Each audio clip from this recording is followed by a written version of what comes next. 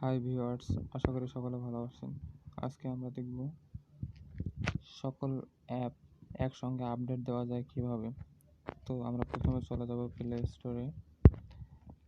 Play স্টোরে আসার পরে এই জিমেল যে আইকন, এই জিমেল আইকনে আমরা ক্লিক করব।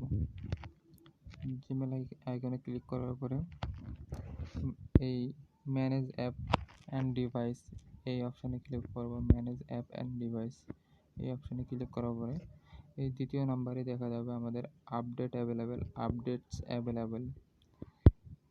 অ্যাভেলেবেল এই ফাইলে আমরা ক্লিক করব।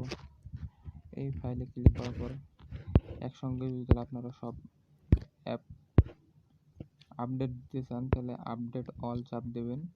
একটু স্লো হবে কিন্তু আপডেট হবে।